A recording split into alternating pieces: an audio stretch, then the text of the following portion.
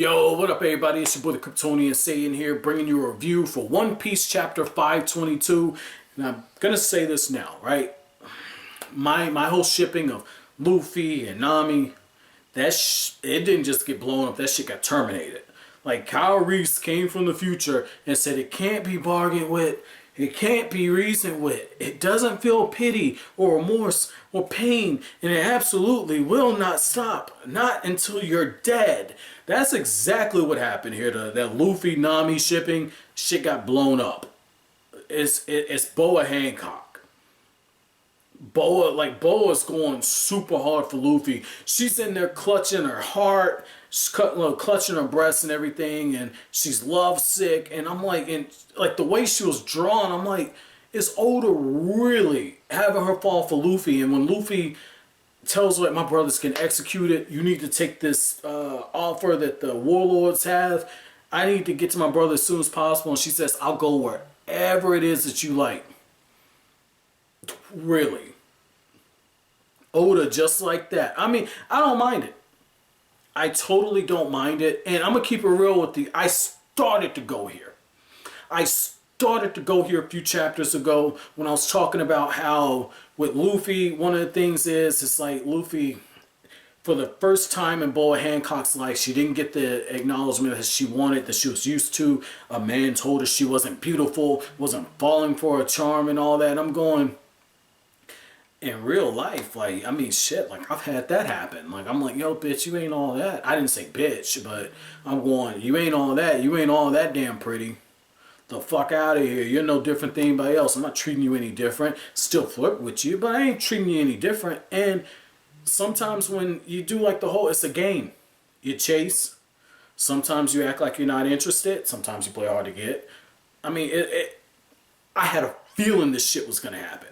I had a feeling that when Luffy's doing all this without even realizing it, basically treating her no different than anyone else, checking her ass, keeping her, every time she's talking shit to him, Luffy's throwing it right back.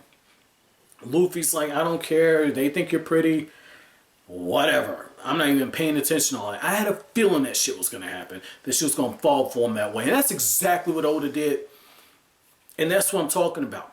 I've said it numerous occasions. When it comes to writing character psyche, Oda does a damn good job at this.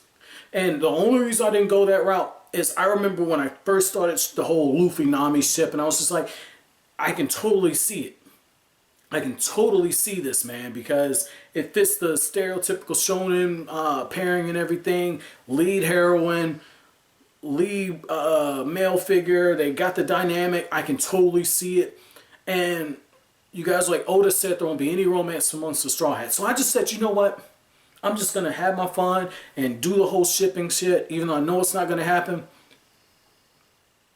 And then I started looking. I was like, she's a female Luffy, just as stubborn, just as crazy, hot and cold switch. There's no middle ground with her. And I'm going, this would be a perfect candidate. And that's why I said, like, yo, she has some of those aspects that you look for in the typical shonen character. And I just backed away because you guys said it's not romance, but technically she's not a Straw Hat. And when those feelings and everything are being expressed, she's not a Straw Hat. If she joins the crew tomorrow, and she will, she's going to join. There's no way around it. She's got to join the crew, otherwise she's going to be fucking lovesick. But when she joins the crew, one of the things that's going to happen is all that was confessed beforehand. And so now it goes from first feelings of love to actually falling in love with the personality of the person, building that foundation. And so if Oda puts those two together, it feels earned. This is beautiful writing. Even if he doesn't do it, just the way he came to this conclusion, beautiful. Very beautiful. Now, I do want to just touch on this, okay? The whole thing, the party, celebration, Luffy, you got like the Amazon version of Nami charging people to touch Luffy. Sanji would be like, take me, baby, take me, however you want. That's what Sanji would be doing. Luffy, not so much. Luffy's just like, hey, I'm trying to eat. This is getting annoying. Luffy's actually running and hiding, and they get taken to the outskirts. That's when they meet Gloriosa, and one of the things that she says is like, damn, you didn't know Hancock was one of the 7 warlords. I'm thinking, oh shit, here it comes. They're about to start fighting. And I didn't even think, she's reading the newspaper, I didn't even think that she would tell Luffy about Ace. I didn't even think about that. I didn't think it was going to be then that he learned. And yet, she's just dropping nuggets. She's like, so you don't read the newspapers?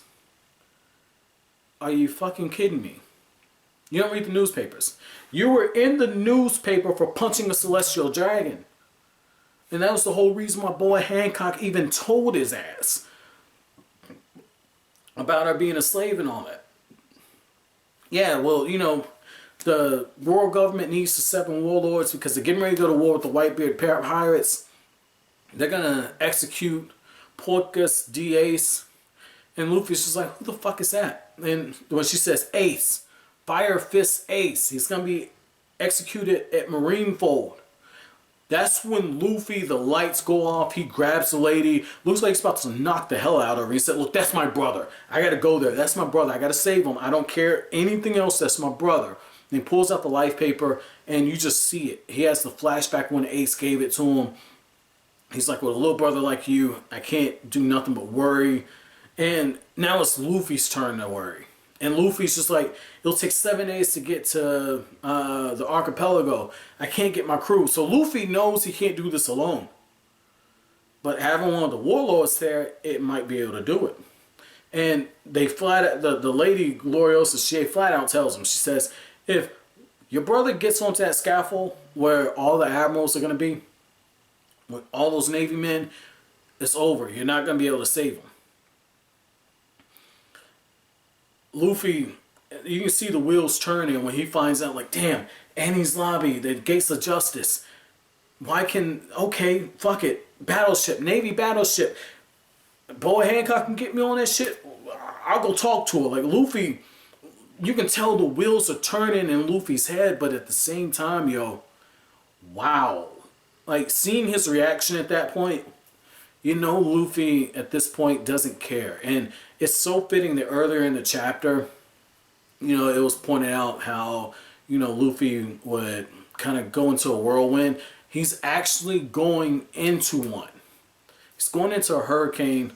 He's going to throw himself in the middle of a war that he has no part of being in, and yet it's his brother, so in a way he does. But he's a third party. He could be a wild card. And it might be a long shot. And it was even said in this chapter it's a long shot.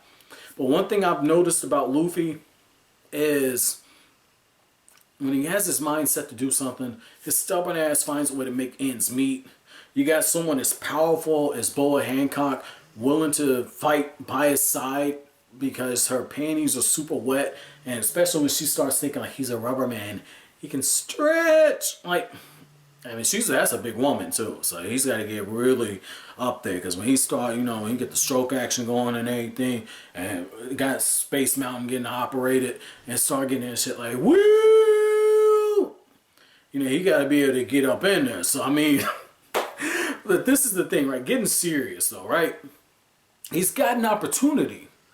And yet, the only thing that worries me is just like with Nico Robin, when I was like, in the Davy Back fight, I was like, Nico Robin's starting this descent into hell.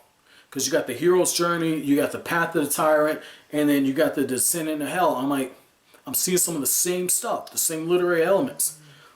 Luffy's on that path. And so what's got me is, I've been saying for a while, Luffy needs to see someone close to him die. He knows his crew isn't dead. We saw what happened when he thought Kuma erased his crew and there was no coming back. He was crying. He had his head on the ground. Losing Ace might do it. Losing Ace might do it. And Oda's just dangling it out there. One thing about Oda, when the fruit is hanging low, he doesn't grab it right away, but he grabs it. So my chapter question to you guys, I've got 2. The first one, how many bottles of liquor do I need to start pouring out for my Luffy and Nami shipping? I mean, shit, man. I wanted that one to happen, but I don't think it's going to happen.